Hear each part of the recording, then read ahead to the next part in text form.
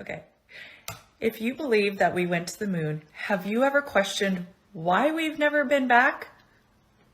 Well, Don Patet, NASA scientist, explains why we've never been back to the moon. I'd go to the moon in a nanosecond. The problem is we don't have the technology to do that anymore. We used to, but we destroyed that technology. Okay, let me get this straight. You destroyed the technology to get up to the moon. Okay? But we can still go to Mars. And people still fall for this. So guys, some derpy derp tried telling me that all the main contributors to the heliocentric model were like part of Freemasonry or some sort of secret society. What an idiot, dude. The guy's a moron. What do you mean they were?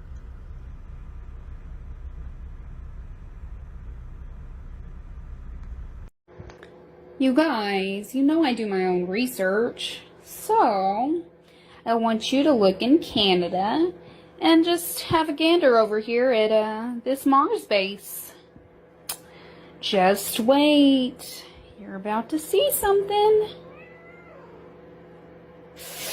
Keep watching. Are you ready? Oh, here we go.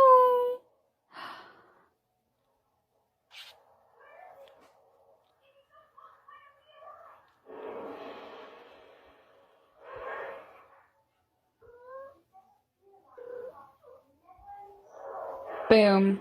Look at that.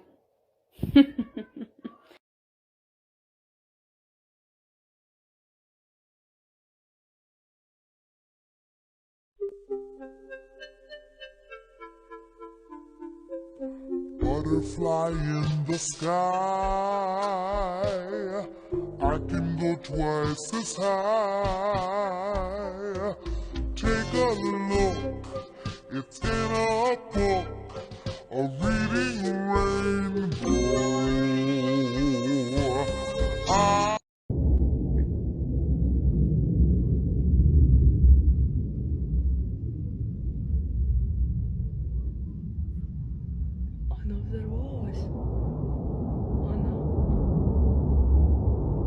What? You mother!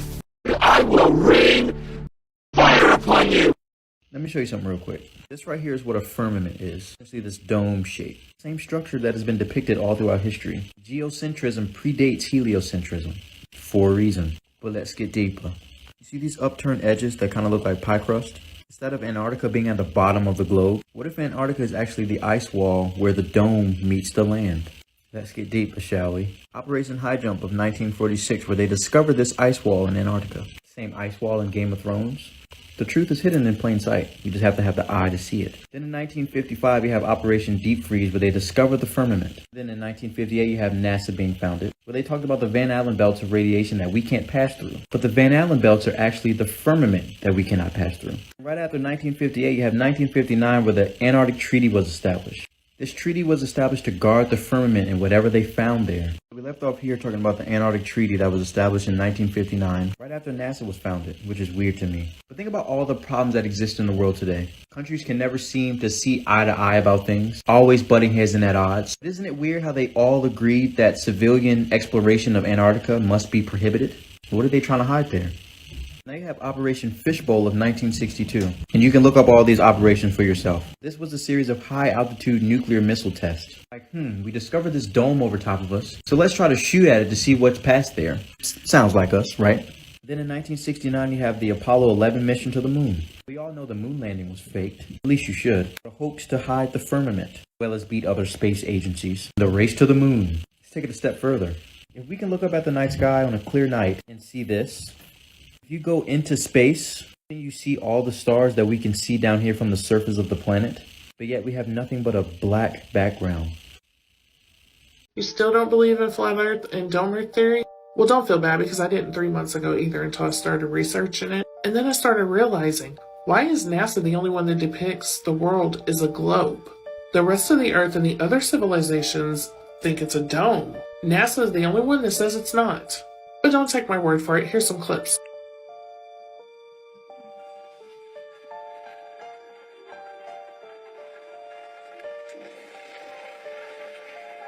Also, coincidentally, the first photo of the curvature of the Earth was published on April 1st of 1960 on April Fool's Day. What a joke, right? Kinda looks photoshopped.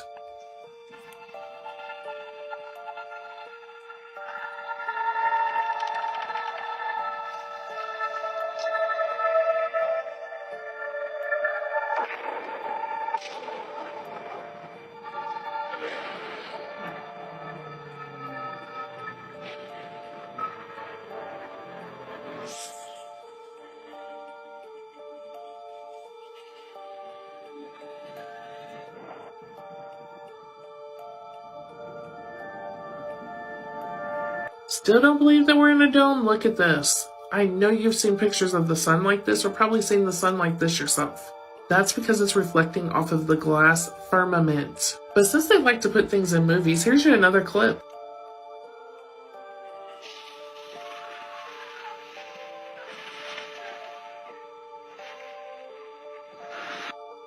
I mean, don't take my word for it though. Because you're probably like the first one, because I know I was just like that until 3 months ago when I started doing research. Now I'm the bottom one. Do your own research as always. But I'm telling you, we live under a dome.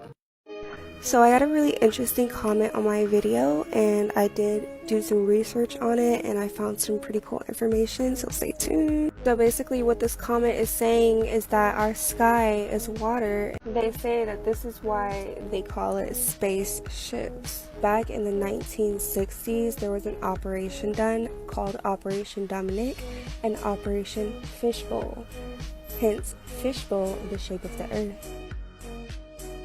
Basically, this operation consisted of them shooting nuclear atomic bombs at the sky.